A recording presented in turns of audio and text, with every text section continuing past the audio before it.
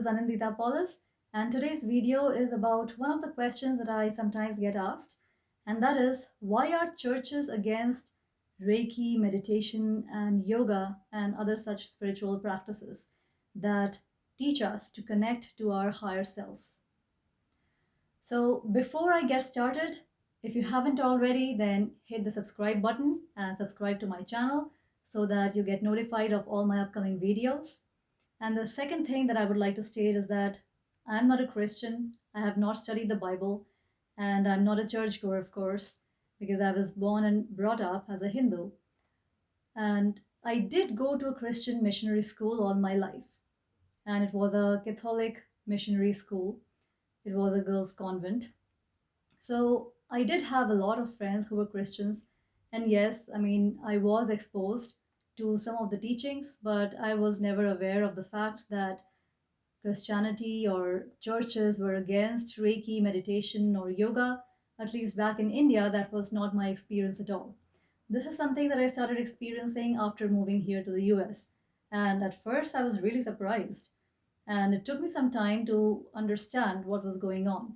And whatever I state in this video is really just my own personal opinion. And it is not just my opinion about churches in general. Anybody who's against yoga, Reiki, meditation, pranic healing, or any other form of healing work or spiritual work that empowers the person and that makes that person self empowered and not dependent upon somebody else, any of these teachings could be condemned by any segment of the society who are looking to control, have some kind of a control over you or the masses. It is a pretty well known fact that religion has always been and still is a great tool to have control and power over the masses, to be able to influence their behavior. In fact, Karl Marx, the famous German philosopher and economist, called religion as opium of the people. And he said that religion is used not only to control the masses, but make them feel better about being oppressed. He also stated that if the comfort blanket of religion is taken away, then the people have to do something about it. And so people would rather have the comfort blanket than taking a deeper look at their problems and their life and doing something about it. Also, when religion is mixed with fear, then that just makes it the perfect recipe for even more control. Because fear is another extremely powerful tool that politicians, religious leaders, and basically dictators all over the world have always used to control the masses. When religion doesn't work, then fear works. And a combination of the two is a very powerful combination. If you really think about it, when people are truly joyful, do you think they need to be told how to live their life? Do you think they need to be told what is good and what is bad? When you meet a truly joyful person, do you think that person needs to be told that you should not be cheating, you should not be stealing, you should not be killing anybody, don't ever rape anybody? Joyful people are never doing that.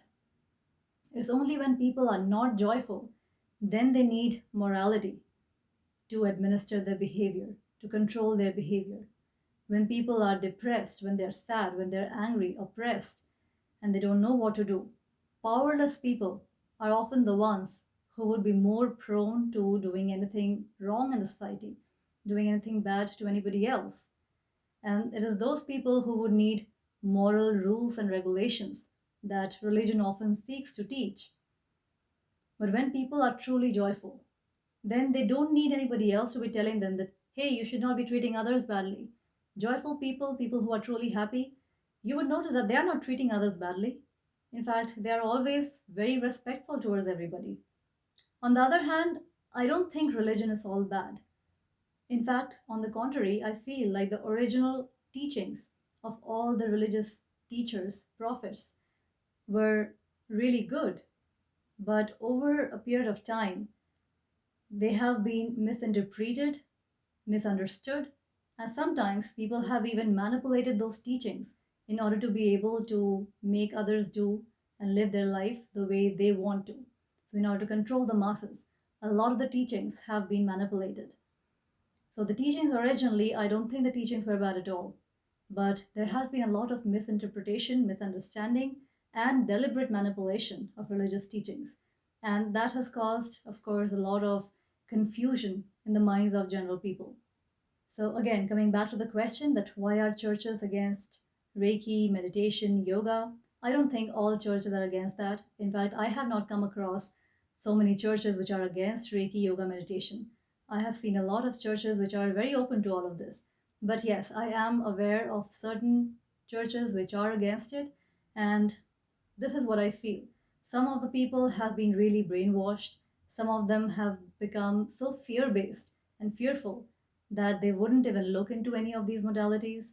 They wouldn't even do their own due diligence. They wouldn't even do any research.